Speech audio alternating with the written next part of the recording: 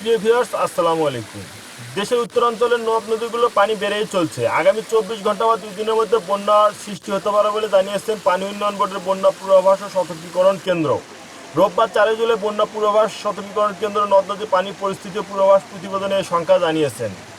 এই প্রতিবেদনে বলা হয়, বাংলাদেশ আবহাওয়া অধিদপ্তর ও ভারতের আবহাওয়া অধিদপ্তরের গাণিতিক মডেলের তথ্য অনুযায়ী আগামী 48 ঘন্টা দেশের উত্তরাঞ্চল, উত্তর পূর্বাঞ্চলের কাছাকাছি ভারতের হিমালয় পাদদেশীয় পশ্চিমবঙ্গ, সিকিম, আসাম, মেঘালয় প্রদেশে ভারী বর্ষণের পূর্বাভাস আছে। এর ফলে উত্তরাঞ্চলের তিস্তা নদীর পানি বৃদ্ধি পাবে এবং ধরলা এবং দুধকুমার নদীর পানিও অনেক হারে বৃদ্ধি পেয়ে আকস্মিক বন্যা সৃষ্টি হতে পারে। বন্যা পূর্বাভাস সতর্ক কেন্দ্রের নির্বাহী প্রকৌশলী আরিফুজ্জামান ভূঁইয়া বলেন, ব্রহ্মপুত্র, যমুনা নদ নদীর পানি বাড়ছে, যা আগামী 72 ঘন্টা পর্যন্ত অব্যাহত থাকতে পারে। গঙ্গা, পদ্মা নদীর পানি স্থিতি আছে, যা আগামী 24 ঘন্টা অব্যাহত থাকতে পারে।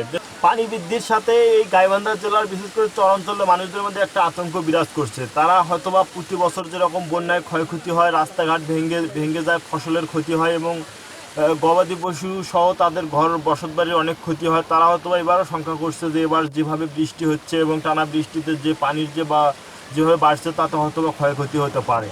তো আমরা আসলে আমরা আল্লাহর কাছে পানা চাই যেন আল্লাহ এবার আমাদের বিপদের হাত থেকে রক্ষা করে। আসলে আমরা সবাই মিলে আল্লাহর কাছে পানা চাই, আল্লাহ যেন আমাদেরকে এরকম ভয়াবহ বন্যার হাত থেকে আবার রক্ষা করে। আসসালামু আলাইকুম। আমাদের ভিডিওটি ভালো লাগলে লাইক, কমেন্ট, শেয়ার, সাবস্ক্রাইব করে সাথে থাকবেন। ধন্যবাদ সবাইকে।